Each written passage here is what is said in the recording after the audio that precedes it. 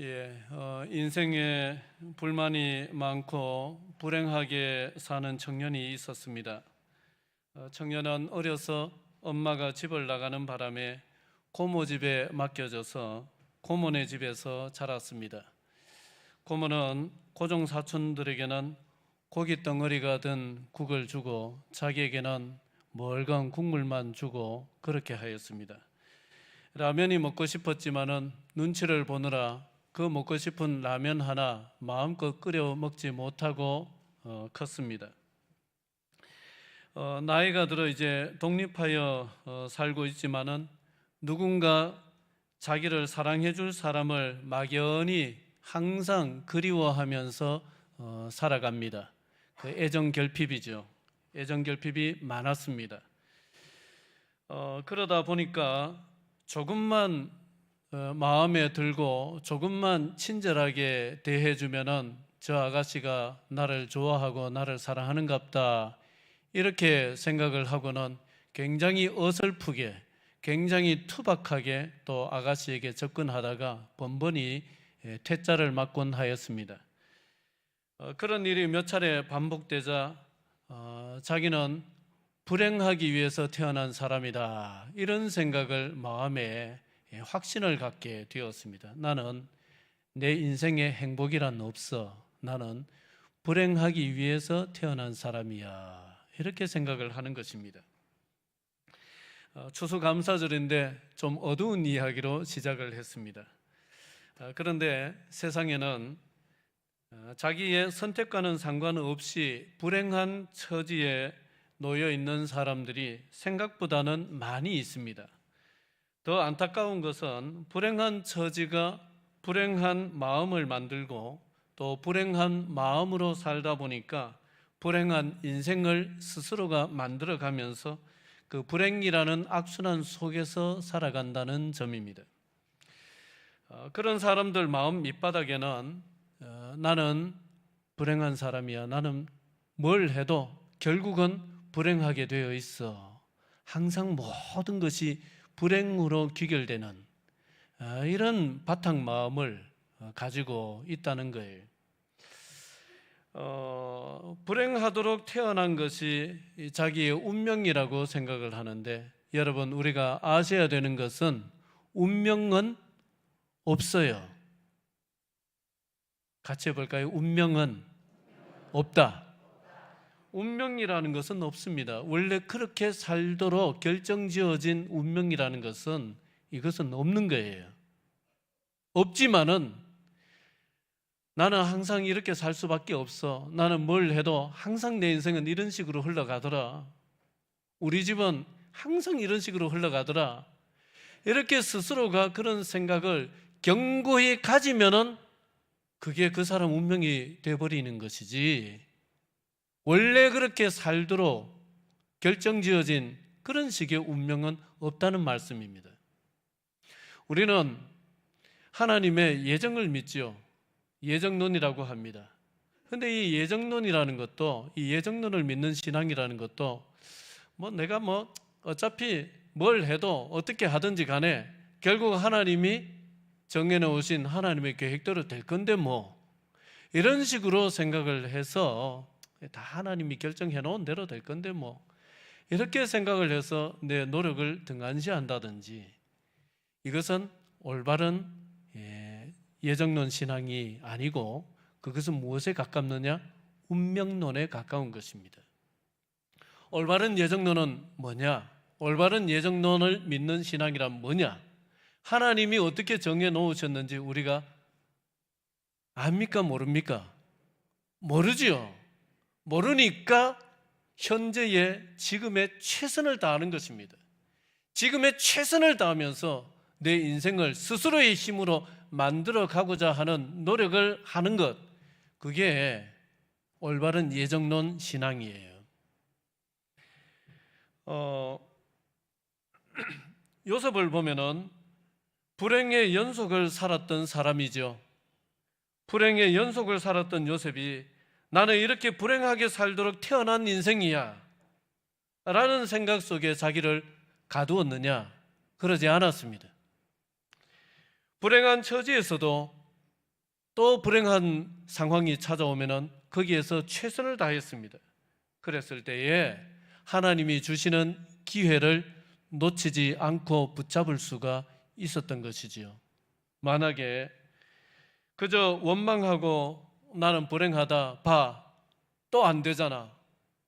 열심히 했는데 봐, 또 안 되잖아.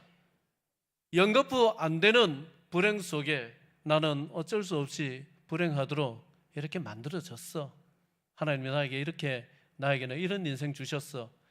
그렇게 하고 그냥 주저앉아 있었더라면은 하나님이 그저 알아서 그 인생을 바꿔주시고 높여주셨겠느냐는 말씀입니다. 아니겠죠. 그런 것은 예정론이 아니라 그게 뭐냐? 운명론입니다. 올바른 예정론은 어떠한 처지에 내가 놓이든지 간에 적극적으로 삶에 임해서 내가 내 인생을 아주 긍정적으로, 능동적으로 만들어가고 바꾸어 가는 것입니다. 그 예정론입니다. 오늘 추수감사절인데 시편 136편을 통해서 감사가 어떤 것인지를 생각하면서 은혜를 나누고자 합니다. 시편 136편은요, 이스라엘 백성이 천지를 창조하신 하나님께 감사하고 또 자기 민족에게 은혜 베풀어 주셨던 그 여러 가지 일들을 언급하면서 감사하는 찬송시입니다. 자, 우리가 첫 번째 대지입니다. 우리가 왜 감사해야 할까요? 별로 특별한 감사거리도 없어 보이고 오히려 작년에 비해서 올해 좀 더 부족했고 또 일이 좀 안 됐고 했는데도 불구하고 우리가 왜 감사해야 될까요? 그럼에도 불구하고 감사할 이유가 우리에게 있을까요? 그럼에도 불구하고 감사할 이유가 우리에게 있습니다. 그럼에도 불구하고 감사해야 됩니다. 자, 왜 그러느냐? 왜 우리가 그럼에도 불구하고 감사해야 되느냐 하면은요, 감사해야 과거가 바뀝니다. 자, 23절인데요. 오늘 1절만 읽었지만은 23절 같이 한번 읽겠습니다. 시작. 우리를 비천한 가운데에서도 기억해 주신 이에게 감사하라. 그 인자하심이 영원함이로다. 여러분, 여기에 무엇 때문에 감사해요? 비천한 가운데에서도 기억해 주신 하나님이 계셨다. 비천한 가운데 있었다는 거예요. 아주 비참한 지경, 이런 지경에 놓였었지만은 그러나 그것을 감사하고 있어요. 여러분, 이미 지나간 과거가 바뀝니까? 안 바뀝니까? 이미 지나간 과거인데, 흘러간 강물인데 그거 어떻게 바뀌겠어요? 그런데 여러분, 지나간 과거라도 그걸 바꿀 수 있는 비결이 있는데 그게 감사예요. 무슨 말장난같이 들릴 수 있겠지만은요, 잘 들어보십시오. 서두에 예를 들었던 그 청년을 한번 보세요. 어려서 엄마가 집을 나갔고 고모 집에서 눈칫밥 먹으면서 살았습니다. 그렇게 자라났는데 그것을 가지고 어떻게 감사가 되겠습니까? 주변을 보면은 다 평범하게 사는데 나만 그 평범한 인생조차도 누리지 못한 것 같은데 그게 무슨 감사 제목이 되겠어요? 그런데요, 거기서 감사를 찾지 못하면은 나는 죽을 때까지 불행한 인생이 되는 거예요.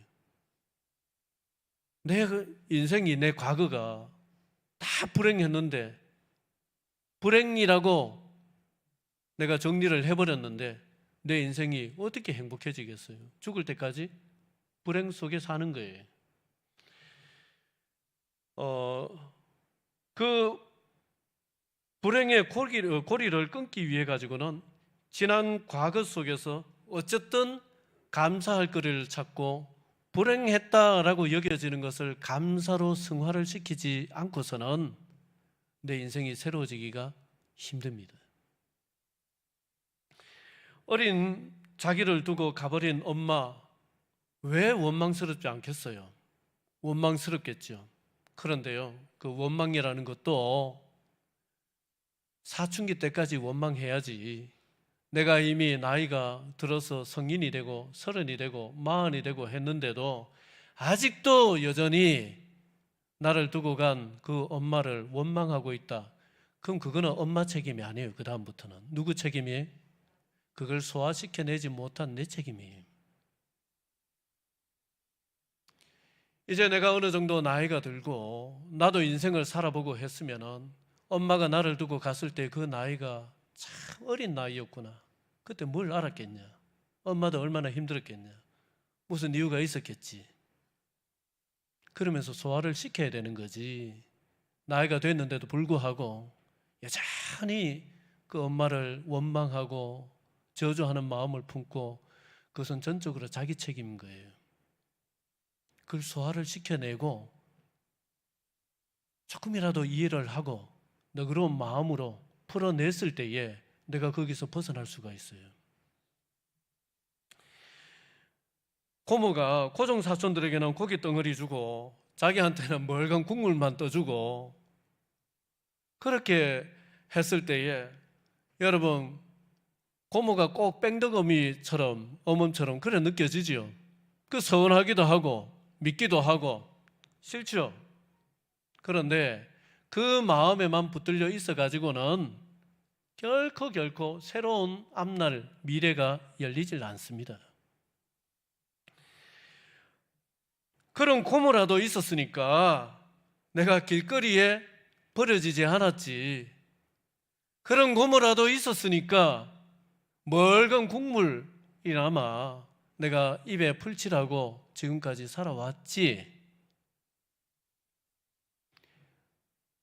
거기까지 가야 되는 거예요. 그러한 고모라도 하나님께서 붙여주셔가지고 그 고모 손길을 통해 가지고 내가 그래도 자라날 수 있었던 것, 그것도 하나님의 은혜가 아니겠는가.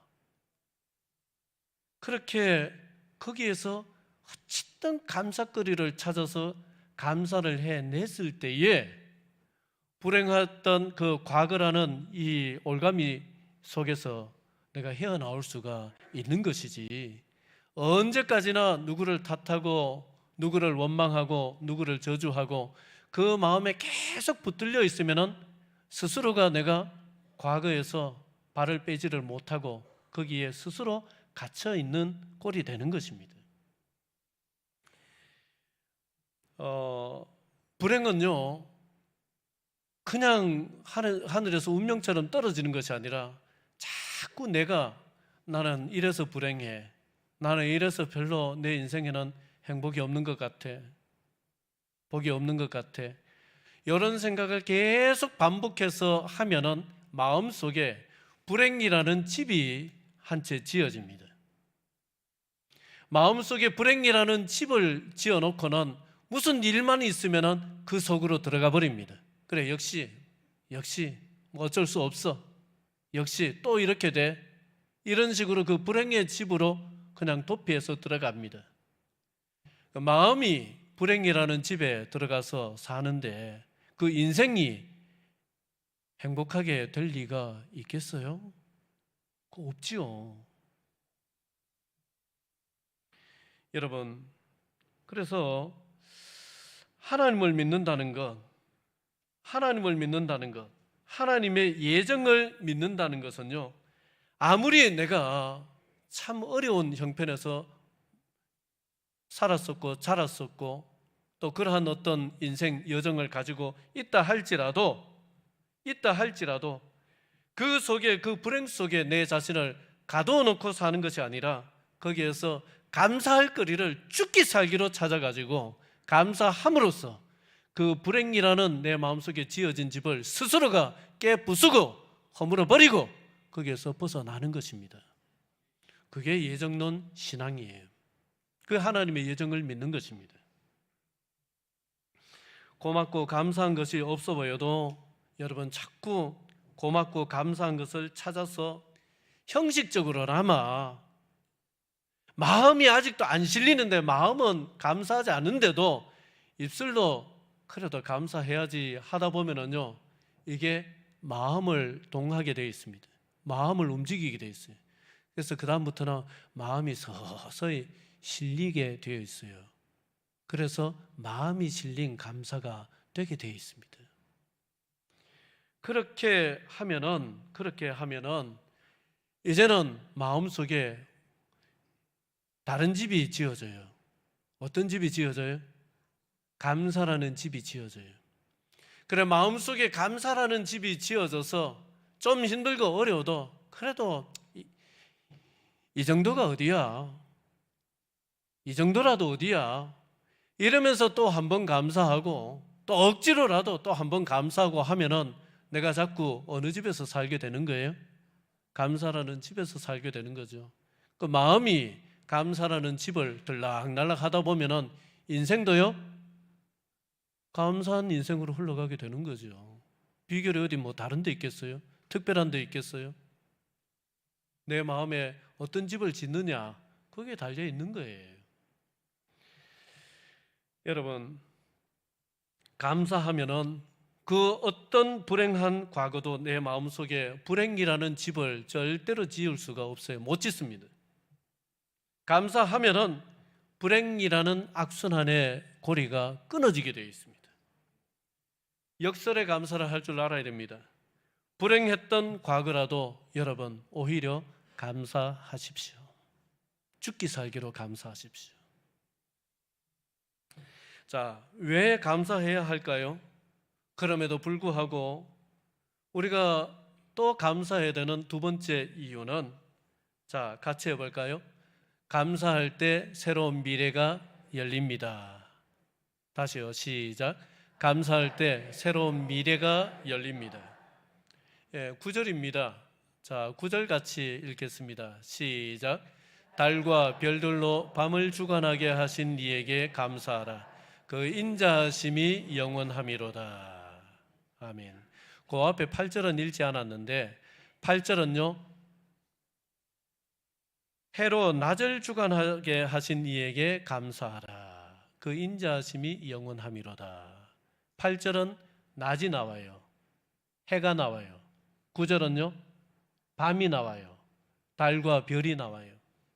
여러분, 사람은 대부분 낮에 따뜻한 햇빛이 비치는 날이 주어지면은 아이고 감사하다 그러지, 캄캄하고 빛 한 줄기 없는 캄캄한 밤과 또 차고 쓸쓸하고 외로움, 이런 밤이 주어지면은 감사하기가 힘들지요.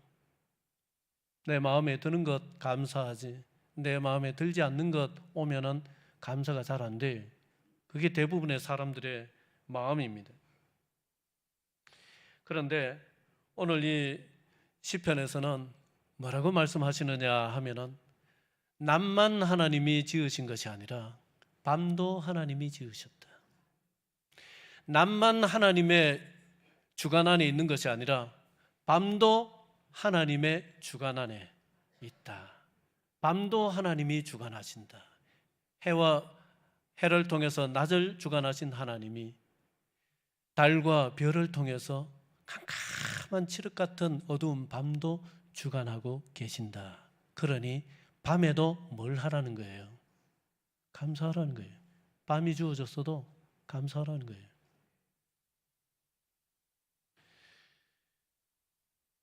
밤을 감사해야 그 다음에 뭐가 옵니까? 아침이 오지요. 밝은 내일이 오는 것입니다. 제가 재미나게 얘기를 하나 꾸며봤어요. 자, 한번 들어보세요. 가령 술을 좋아하는 사람이, 술 얘기해서 죄송합니다만, 술을 좋아하는 사람은 뭐가 제일 좋겠어요? 술을 마음껏 마시는 게 제일 좋습니다. 그래서 술을 마음껏 먹고 싶어서 마음껏 마셨어요. 새벽 2시까지. 정말 마음껏 마시고 나니까 기분이 좋아서 자기 전에 노래를 부르고 잤습니다. 아침이 됐어요. 일어나니까 머리가 맑아요. 깨질 것처럼 아파요. 경험담은 아니죠. 깨질 것처럼 아파요. 몸이 막 날아갈 듯이 가볍습니까? 여기저기 막 안 쑤시는 데가 없고 천근만근 발걸음 한번 떼기가 너무 힘들고 1번입니까? 2번입니까? 2번이죠. 그런데 그날따라 중요한 회의가 있어요. 회의 다 망쳤어요. 그러면 내가 원하는 대로 마음껏 마신 것이 그 다음날 보면은요, 이게 좋은 일이에요? 나쁜 일이에요? 나쁜 일이 됐어요. 그래서 술을 너무 좋아해서 막 오늘은 막 정말 새벽 2시까지 마셔야지 하고 막 작정을 했는데 교회 다니는 마누라가 얼마나 바가지를 긁고 잔소리를 하는지 그 잔소리 듣기 싫어서 내가 안 마시고 말지 하고 그냥 잠자리에 들었어요. 씩씩거리면서 잤어요. 다음 날이 됐어요. 일어났는데 머리가 무거워요, 맑아요? 이것도 경험담입니까? 맑아요. 여러분, 몸이 무겁습니까? 날아갈 듯이 가볍습니까? 가벼워요. 그러면은 내 원하는 대로 못했는데 다음 날 되니까 그게 나쁜 일이 됐습니까? 좋은 일이 됐습니까? 좋은 일이 됐어요. 너무 속보이는 어떤 예를 들었는지 모르겠지만은 여러분 그렇지 않습니다. 이것이 사실은 우리 인생사에 참 많이 일어나는 일들이에요. 성경에도 이러한 예가 부지기수로 있는데 그 중에 하나를 보면은 사무엘상 25장에 보면은 다윗과 나발이라는 사람, 나발의 아내 아비가일이라는 사람과 얽혔던 이야기가 하나 거기에 나와요. 그 다윗이 도망을 칠 때에 이제 다윗을 따르는 많은 부하들이 있어서 어디에 이제 있었는데 그 옆에 양을 치는 사람이 있었습니다. 그 사람 이름이 뭐였어요? 나발이었습니다. 그 원래 막 도적대도 있고 강도대도 있고 한데 다윗과 다윗의 부하들이 그 옆에 진을 치고 있으니까 그 해에는 뭐 강도대, 뭐 도적대 하나도 당한 게 없어요. 막 늑대한테 물려간 것도 없어요. 그러니까 농사로 치면은 대풍년이었습니다. 그래 양치는 사람들에게 추수는 이제 양털 깎는 날이 추수날이에요.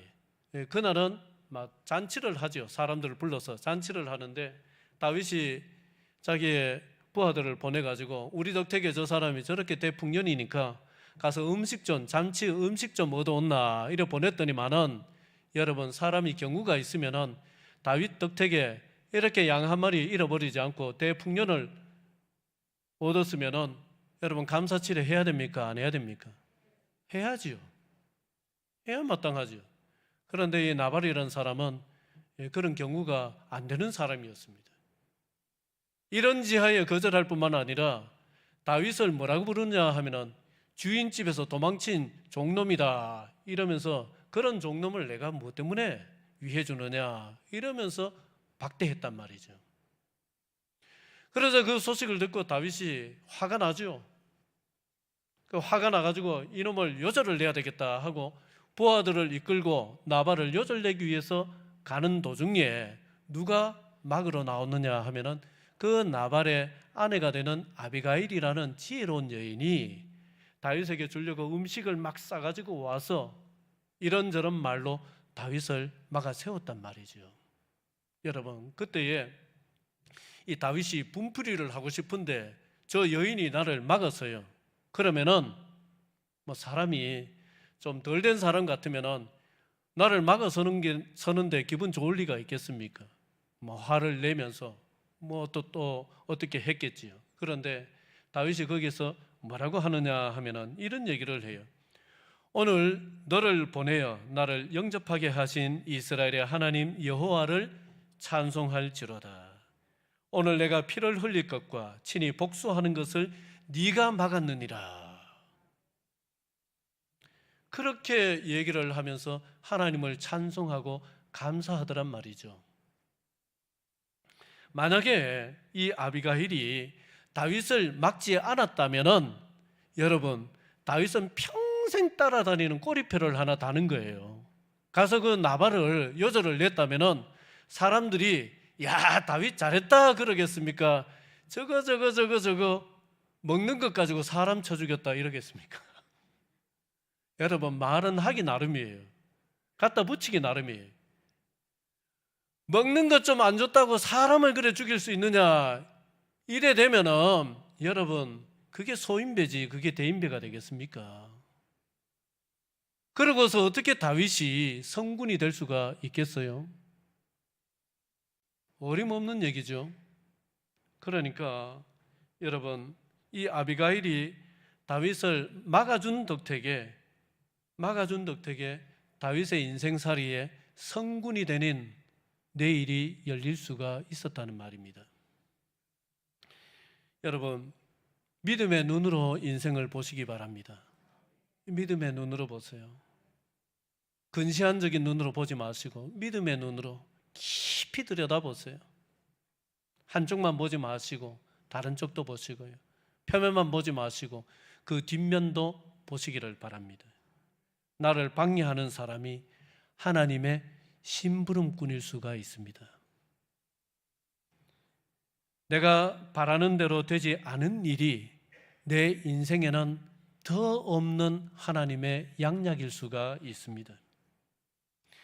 다윗이 자기를 가로막은 사람으로 인해서 하나님을 찬송하였을 때에 성군이 되는 길이 닫히질 않고 열렸듯이 내 원하는 대로 되지 않은 것을 감사하고 날 힘들게 했던 사람으로 인해서 그것을 감사로 하나님 앞에 영광을 올려드릴 수 있다면 새로운 미래가 틀림없이 열릴 것입니다.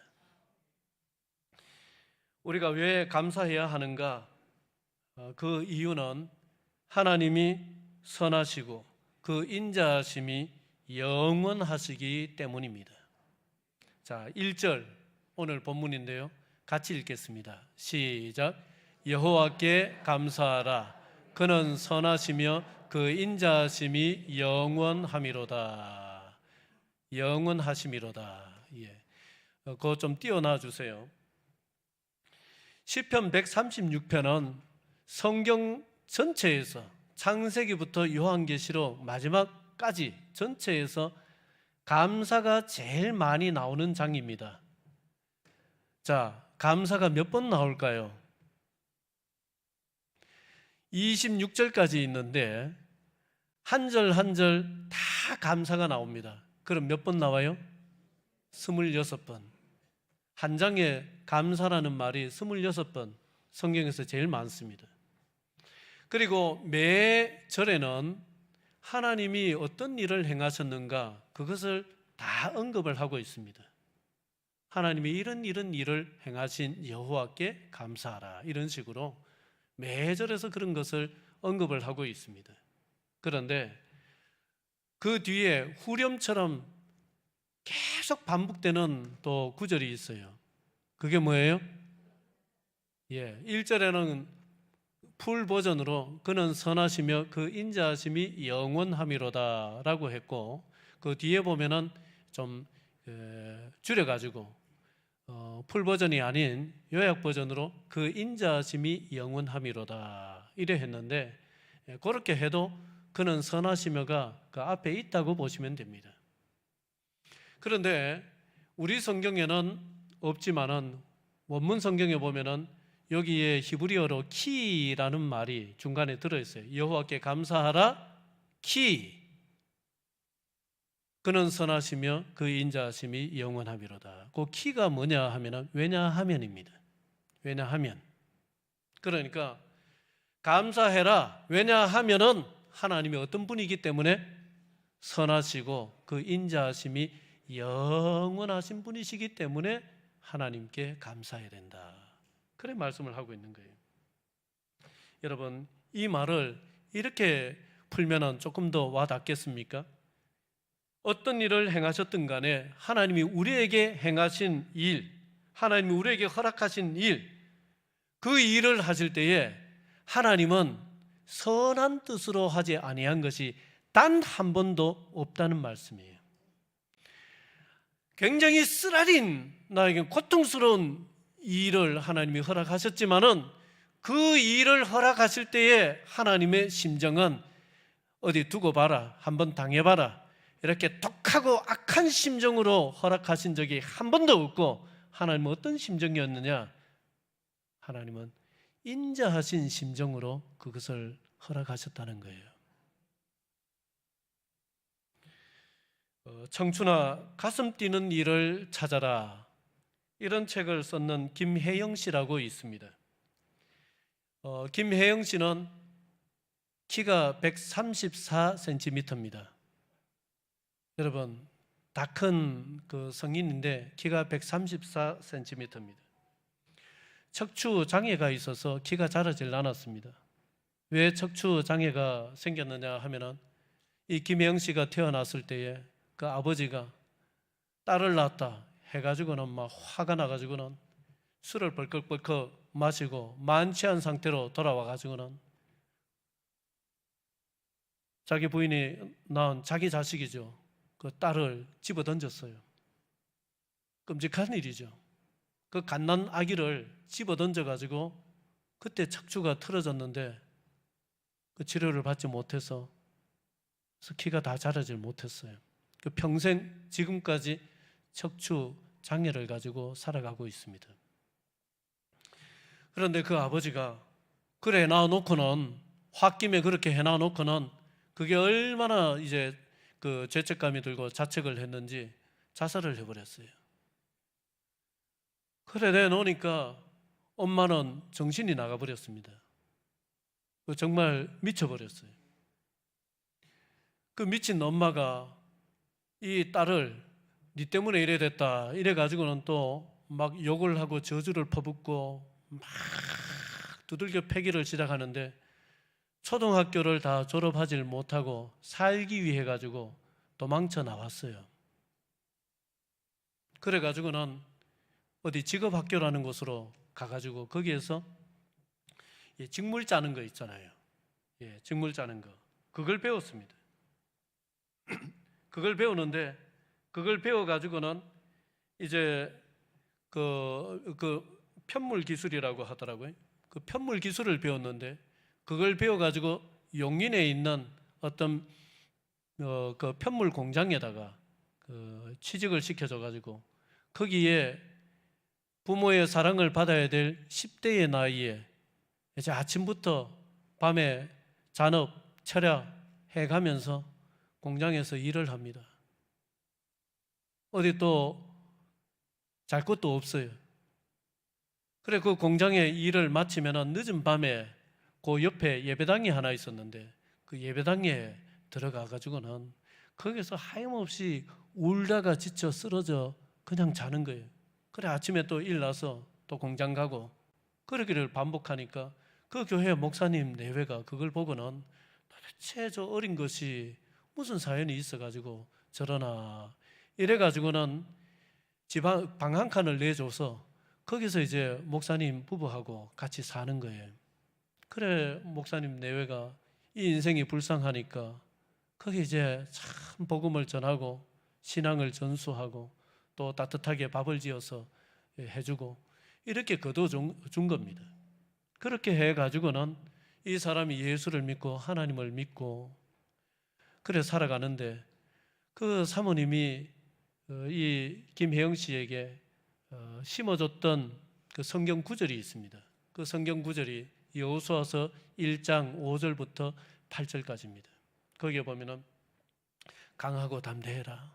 내가 모세와 함께 하던 것처럼 너와도 함께 할 거니까 너 두려워하지 말고 강하고 담대해라. 이 율법책을 내 입에서 떠나지 말게 하며 주하로 그것을 묵상하여 그 가운데 기록한 대로 다 지켜 행하라. 그리하면은 내가 내 길이 평탄하게 될 것이라. 내가 형통하리로다. 그 구절을 날마다 얘기를 해주면서 너에게 주시는 말씀이니까 이 말씀을 꼭 붙들고 이 말씀을 의지하고 살아라. 그렇게 그 말씀을 심어줬습니다. 그래 이제 이 사람이 그 말씀을 굳게 의지하고 죽기 살기로 노력을 했더니만은 여러분 지금은 뭐 없어졌지만은 옛날에 기능 올림픽 있었던 거 기억나세요? 기능 올림픽 있었던 거 기억나세요? 예. 그 기능 올림픽 우리나라 전국 대회에 나가서 1등을 휩습니다. 열릴 때마다 나갔는데 1등 합니다. 1985년도에 우리나라 국가대표 선수가 되어서 그 편물 대회에 나가가지고 세계에서 1등 금메달을 땄습니다. 그런 다음에 이 사람이 자기의 이 기술을 그냥 내가 먹고 사는 데만 쓸 수 없다, 나처럼 버려진 사람들을 위해서 이걸 써야 되겠다 해가지고는 어디로 갔느냐 하면은 아프리카 보츠와나로 갔습니다. 여러분, 한동안 이 보츠와나에 내전이 일어나서 많은 사람이 죽고 전쟁 고아가 생기고 이런 뉴스가 온통 도배를 했던 적이 있었어요. 그 보츠와나에 가서 보츠와나의 전쟁 고아들을 모아놓고 그 편물 기술을 가르칩니다. 먹고 살라고. 거기서 10몇 년 동안 헌신을 했습니다. 그 일도 보람됐지만은 이걸 좀 더 확대해서 좀 더 체계적으로 하기 위해서는 내가 공부를 더 해야 되겠다 해서 이 사람이요, 공부에 뜻을 두고 열심히 공부를 했는데 어디에 갔느냐? 미국의 유명한 명문대죠. 컬럼비아 대학에 들어가서 복지학과에서 석사 학위까지 받았어요. 그래가지고는 지금 선교사가 되어서 국제사회복지학을 가지고 많은 사람들을 섬기고 버려진 사람들을 위해서 헌신하면서 지금도 살아가고 있습니다. 이 사람이 쓴 책이 청춘아, 가슴 뛰는 일을 찾아라, 그런 책인데 그 책에서 이런 얘기를 해요. 아주 멋진 얘기를 해요. 세상은 내게 좌절을 권했지만은 나는 희망을 찾고 싶었다. 내게 견딜 만한 고통이 있다는 것은 축복이었다. 행복한 것은 그냥 지나가지만 아픔과 상처는 그 자리에 남아 반짝반짝 빛을 낸다. 나는 지금도 다이아몬드처럼 빛나는 상처와 아픔의 힘으로 살아가고 있다. 여러분, 자기의 상처와 아픔을 다이아몬드에 비유하고 있어요. 그게 없었더라면 내가 이러한 인생이 될 수가 있었겠는가? 내가 누군가를 위해서 내 청춘을 살라 바치는 이런 인생을 내가 살 수가 있었겠는가? 이러면서 나에게 감당할 수 있는 아픔과 상처를 준 하나님이 나에게 축복을 주신 것이다. 이렇게 표현을 하고 있단 말이죠. 여러분, 하나님이 허락하신 상처와 아픔에는 하나님의 선하신 뜻과 인자하심이 틀림없이 있습니다. 감사할 때에 상처와 아픔은 더 이상 불행이 아니라 빛나는 다이아몬드로 변하는 것이고, 나는 불행한 인생이 더 이상 아니라 보석처럼 반짝이는 인생으로 변화될 수가 있는 줄로 믿습니다.